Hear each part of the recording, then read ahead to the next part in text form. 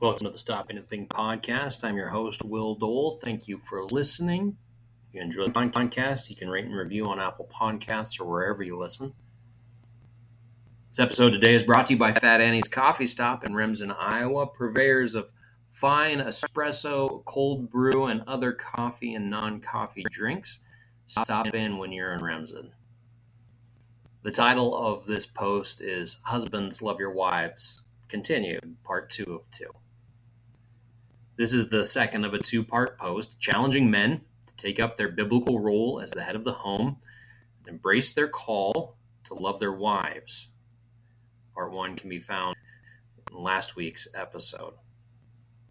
The texts, Ephesians 5:25-33. Husbands, love your wives as Christ loved the church and gave himself up for her, that he might sanctify her, having cleansed her by the washing of water with the word, so that he might present the church to himself in splendor, without wrinkle or spot or any such thing, that she might be holy and without blemish. In the same way, husbands should love their wives as their own bodies. He who loves his wife loves himself.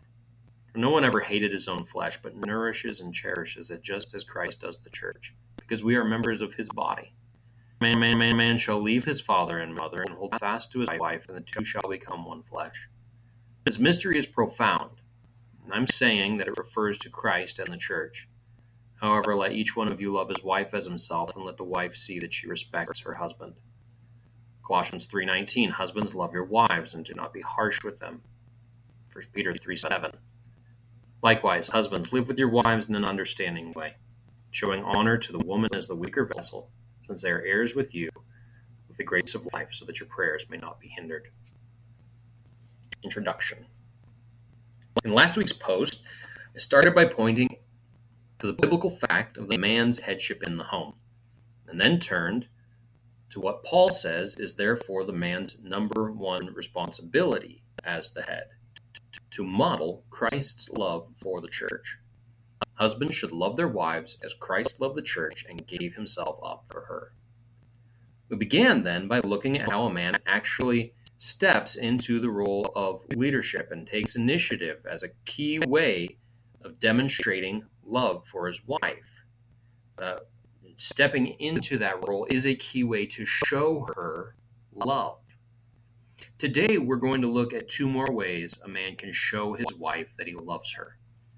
And there are more ways than this, of course, but these three, leading, sacrificing, and knowing, taken together, I think give a really good foundation for moving you down the road toward health.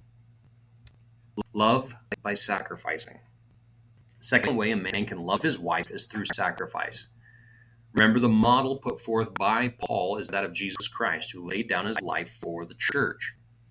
Here we have the beauty of the gospel on full display, as we understand that Jesus literally came to earth for the express purpose of dying for his bride. The Son of Man came not to be served, but to serve, and to give his life as a ransom for many. Now, I hope any man reading or listening to this would be more than glad to lay down his life for any woman, but especially his wife. I think most genuinely Christian men would. But here's the deal. Most of the time, you don't have to take a bullet for your wife or send her out on the lifeboat while you stay with the sinking Titanic. What you will be called to do is sacrifice through the way you live. I think the most basic way to do this, that you're called to do this, is by making a living and committing that living to the support of your family. I intend at some point to do a more series on work, because I think as Christians we often undervalue the profound value that there is in put good work well done. There's a good podcast series David Bahnsen did called On the Hook, which is a good place to start thinking through some of those matters. I'd critique some of Bahnsen's take, but for the most part, I think he's pushing on something that's really important. There is value in entrepreneurship, wise risk-taking, and being the best employee you can be. Economic activity engaged in with the right attitude and motives glorifies God. But at a very basic level, One way to find meaning in your work, even if you feel like your work is menial and insignificant, is to realize that God provides for your family through your labor. This week we talked about the ennobling reality of God seeing you as the head of the home. Well, here, seeing that God provides for your family through your work ennobles your work. Jesus made provision for our life and salvation at the cross. We make provision for our wives and our families by our labor. So we should not begrudge our work. We should take pride in the place where God has put us and seek to do our very best. You and I both know there's times when we feel the full weight of the curse and the thorns and the thistles that we face in the workplace and in those moments, remembering that we don't merely work for our own provision and pleasure, but in order to provide for the family He has given, can spur us to continue on, to sacrifice our preferences, to sacrifice our immediate pleasure. That kind of sacrifice is necessary if we are to provide for those in our care. And I want to recognize that many of the men reading this newsletter or listening to this podcast get this at a gut level. You realize you need to bring home the proverbial bacon. But I want you to see that it has far more significance than just bacon or even bacon and eggs. In sacrificing your time, your labors, your energy, your most productive years, not simply to chasing your own dreams, but to providing stability and security for your wife and children. This is an opportunity each day to model Christ's own love to your wife. Brothers, sacrifice your life for the good of your wife. Love by knowing. Third, you need to love your wife by seeking to understand her. And this may be the hardest of the three ways I've listed. This is hard for men.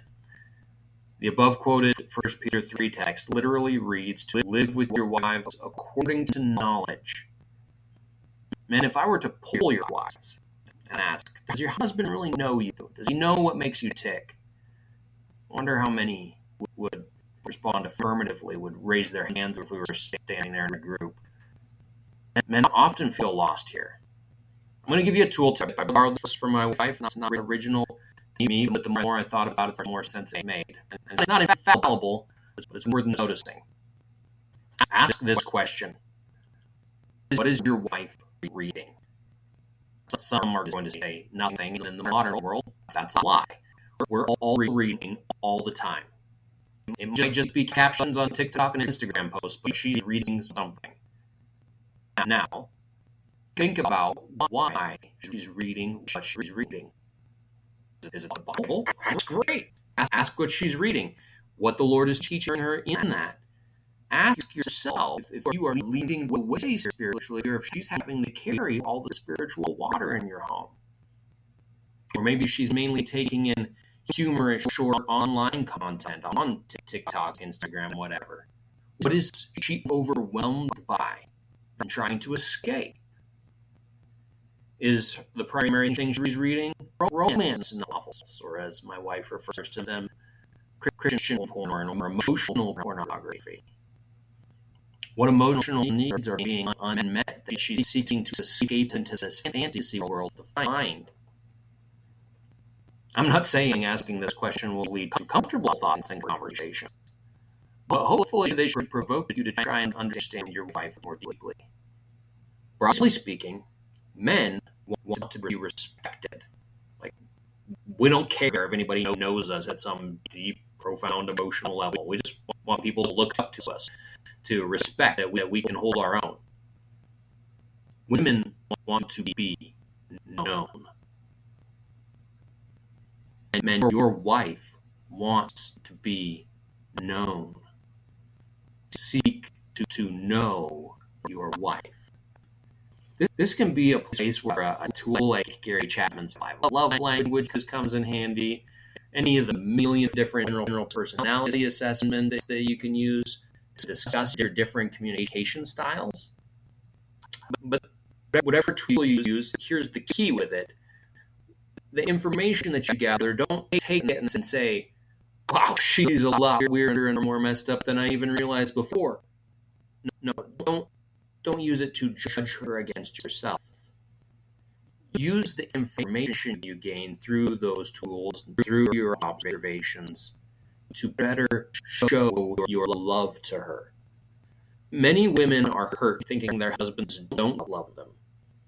And oftentimes those same husbands are confused because they think they are showing love. But they're showing it in a way that matters to them. Men, you often fail to communicate your love clearly, and so your wife feels unloved. And it doesn't matter how loving you feel toward your wife if she never receives that communication. So study her in order that you might clearly communicate your love. You also need to study your wife in order to understand her strengths and weaknesses. You need to understand her strengths for the obvious reason that she's your helpmate. And any wise leader knows the strengths of his team. She's a whiz with numbers and you couldn't multiply your way out of a paper bag. Maybe you shouldn't be the one balancing that checkbook. Don't let your pride get in the way of your wife serving you, serving your family in those areas where she is your better. Know her strengths. But you also need to know where your wife is weak. This is important because Peter says you are to honor your wife. Honor your wife as the weaker vessel. Our society sees weakness and wants to smash it. But God says we ought to guard and honor the weak. He speaks this way of church in 1 Corinthians, that we ought to honor weaker members, and here in marriage. Men, do not despise those ways in which your wife is weaker. And of course, this is one of those verses that makes people in our society bristle. Weaker vessel, says who? Well, physically, this is pretty obvious. Men have roughly 50% more lean mass than women, and depending on exactly where you get your numbers, the average man is stronger than 97 to 99% of women. So except in incredibly rare circumstances, you will be stronger, much stronger, than your wife. You should not despise that. You should honor that. Well, last week I borrowed an analogy from Doug Wilson. I'm going to borrow a different one here. You know, what's better, a sledgehammer or fine china? Well, neither one's better. They're just different. You're a sledgehammer as a man. She's fine china. You need to honor her. Obviously, we live in a time when physical strength is less of a day-to-day necessity than ever has been in human history. It's still going to be smaller. This still shows up, even if it seems silly. Your wife needs help opening the pickle jar. It's easy, especially if she's coming to you and you're in the middle of a project and she needs your strength to just be like, oh, why are you interrupting me? Why are you inconveniencing me? Should you sigh and make sarcastic comments? Or should you just gladly pop it open and serve your wife with the strength? Kind of a silly example, but on a more serious note, important here to say that you must never use your physical advantage over your wife to harm her.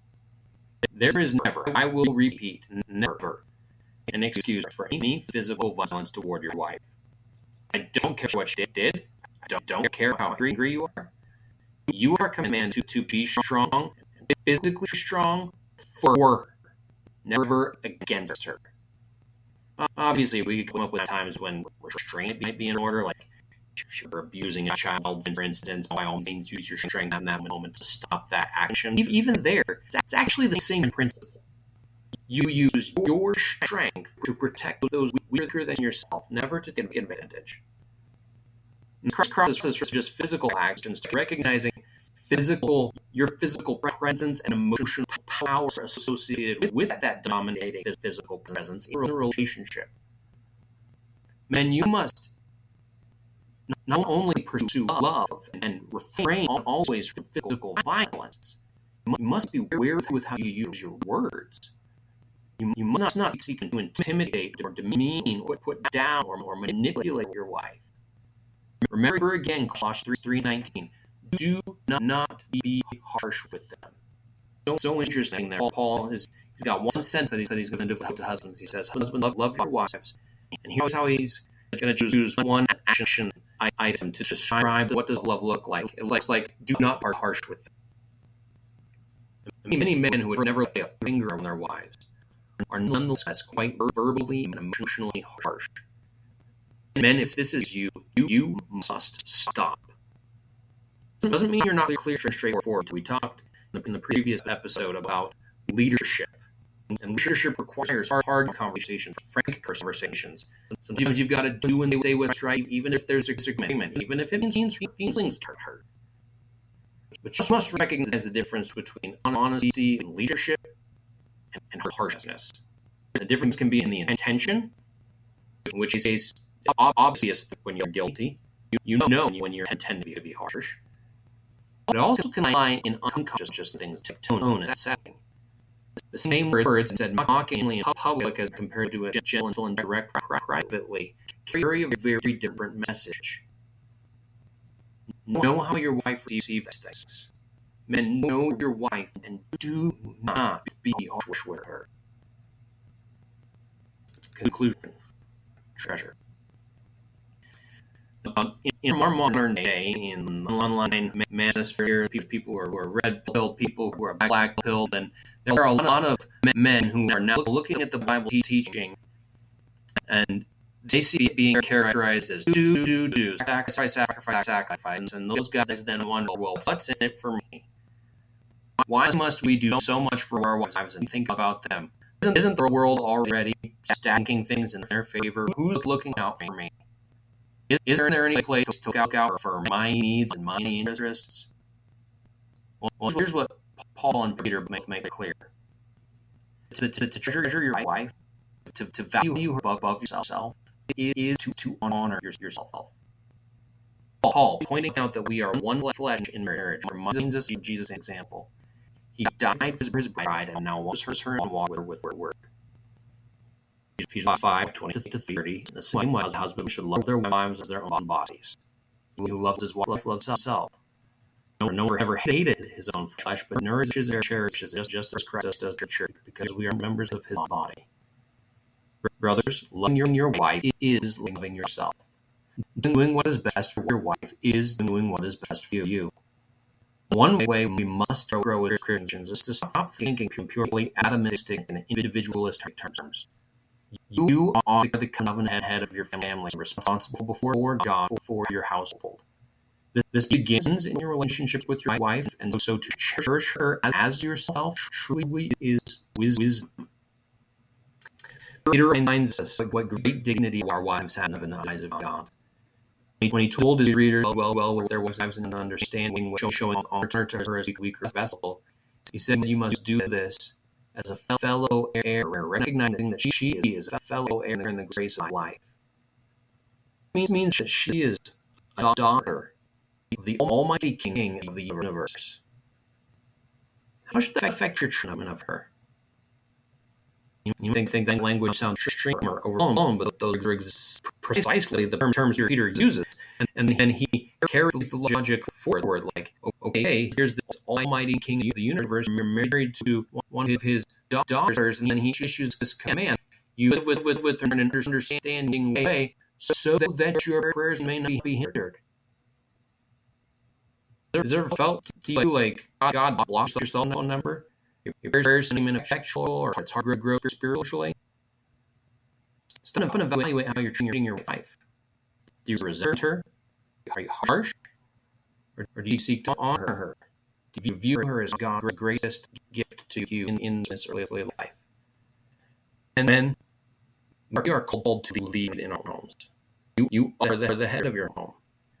But you must exercise that role in the pattern of the Lord Jesus, who boldly led and spoke the truth, and who humbled himself, taking the form of a servant.